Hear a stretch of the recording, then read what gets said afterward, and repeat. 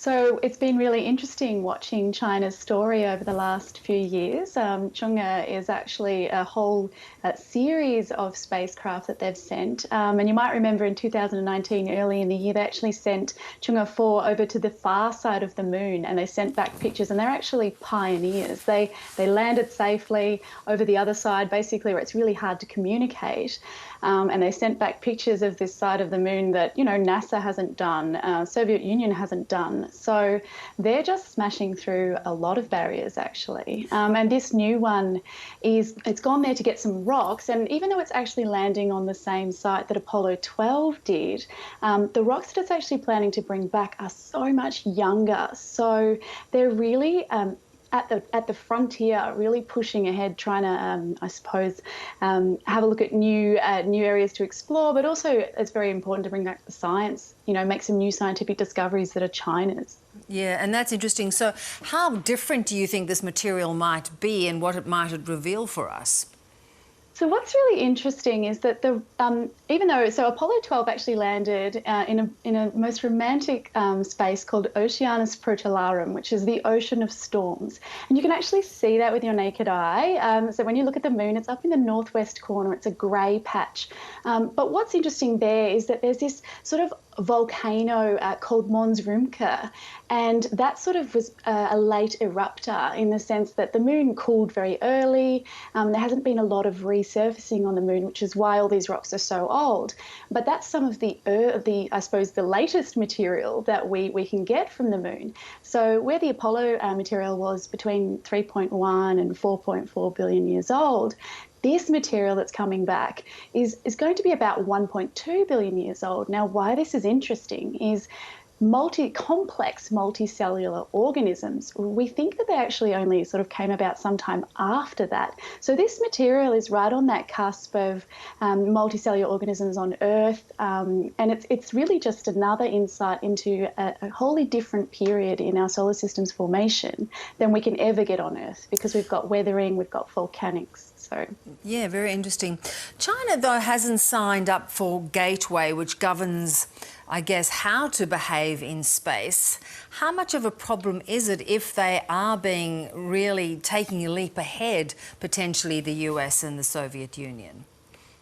Yeah, absolutely. So Gateway, if you remember, I think I spoke to you about it a while ago, is actually it's an international group of countries that are actually going to have an orbiter that goes around the moon, and it's sort of going to operate a little bit like the ISS, but for the moon. So to facilitate manned and unmanned missions down to the moon's surface. Now, there are 8 signatories to this, who are also signatories to something called the Artemis Accords. And that's just recently been signed. And so that's Australia, Canada, Japan, Luxembourg, Italy, the UK, the UAE, and the US.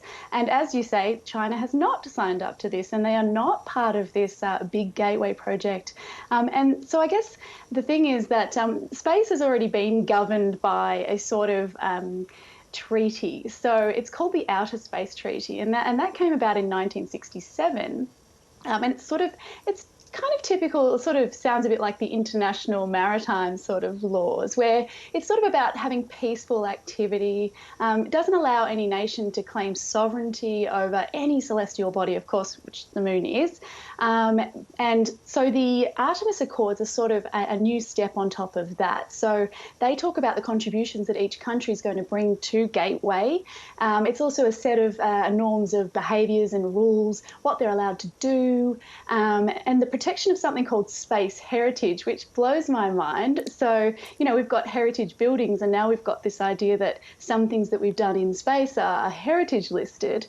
It also governs rules around sharing of data, sharing of hardware, but also that they agree to help astronauts in need.